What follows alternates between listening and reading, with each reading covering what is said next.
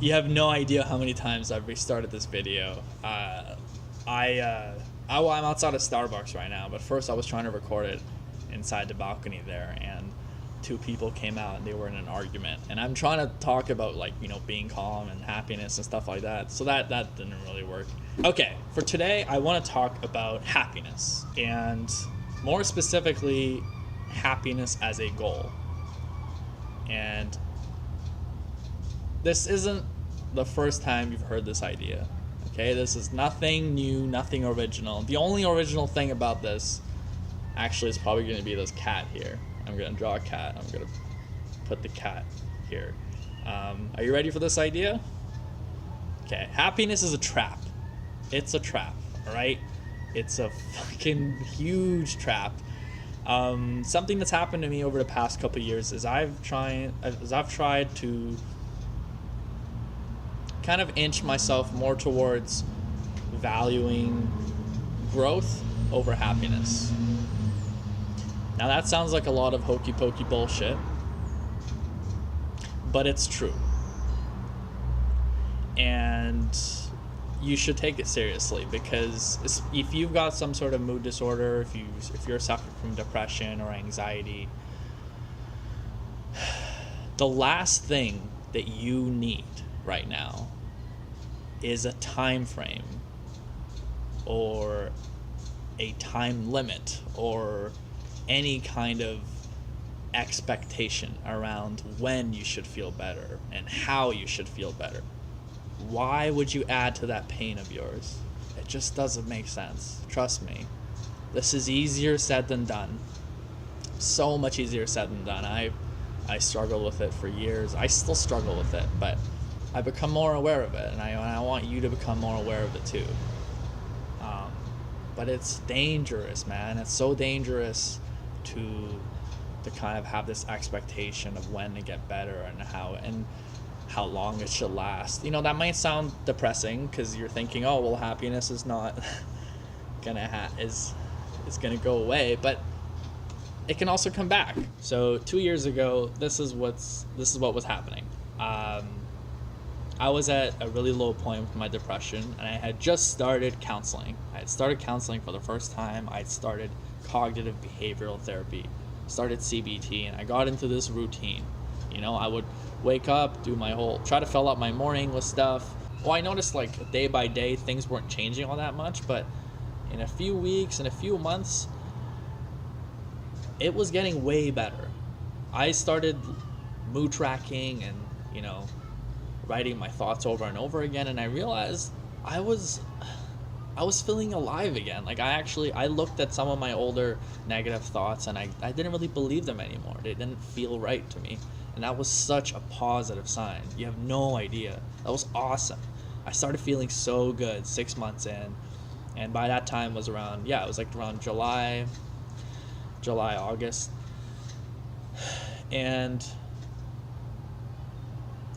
so I was an artist at that time. Well, I'm still an artist, but I was working from home. And the most amazing thing was that I could now finally expand my goals. It wasn't, the purpose of the day wasn't to just get through the morning and do my morning walk and routine. And I could actually be a lot more ambitious. I could look for jobs now. I could go out and be more social if I wanted to. That was so awesome.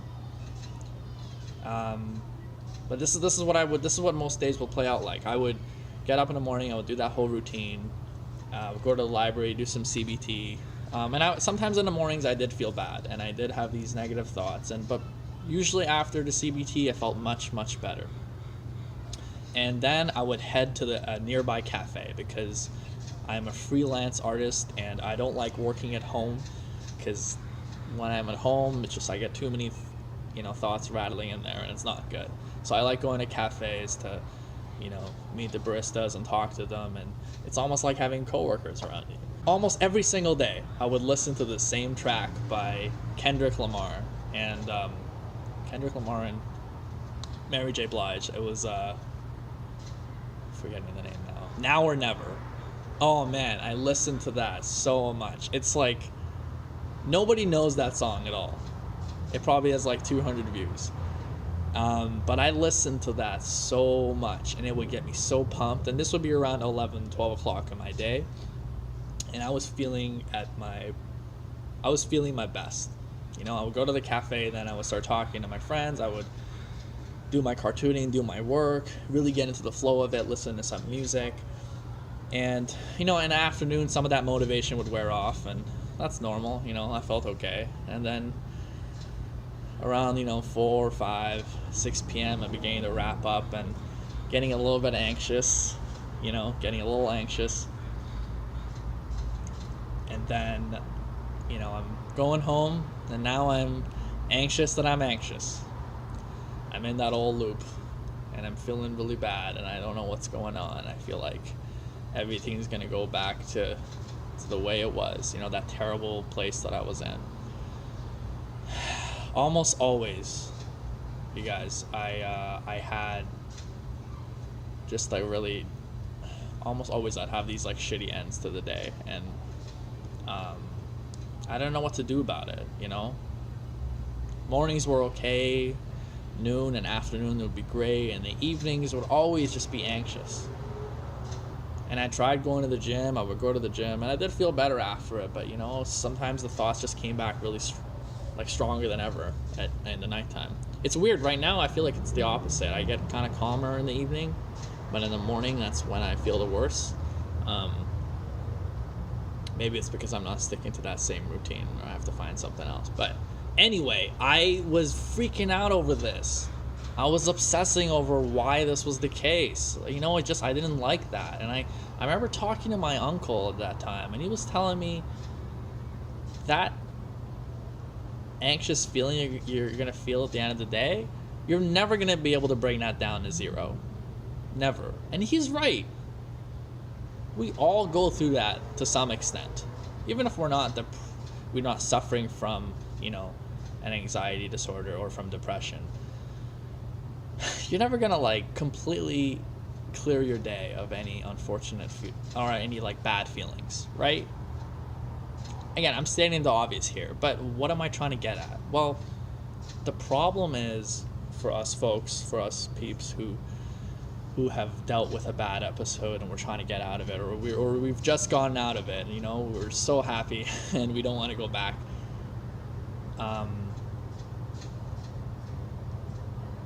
We put too much meaning to what that period is for us, The fact that we're better now means that we're better people, and that person in the past who was depressed or anxious, I don't want to be associated with that person anymore. That's the way we feel, and that's not right. You shouldn't feel that way. That person back then just had less knowledge, less tools. It was just in an unfortunate situation. There's no shame in that. I know I just rambled for quite a bit, but I just want to say that, there's a difference between the pain that you're going through and the suffering and the storytelling you're adding on top of it. Please do your best to let go of all those what ifs and those time frames and those constraints you're making for yourself. Allow yourself to live a more fluid life. And believe me, it will do good for you. It doesn't necessarily mean it'll always make you happy, but you will grow from it. You will grow from it. And you will never, by the way, you will never go back to that exact same point that you were before. Even if you do get depressed again, if you're out of it, if you do get depressed again, you'll never be back where you were. Because you know why? You have new tools now. So you can't be in the same position, by definition. You have new skills. You've learned new things about yourself. It'll never be the same. You will get through this.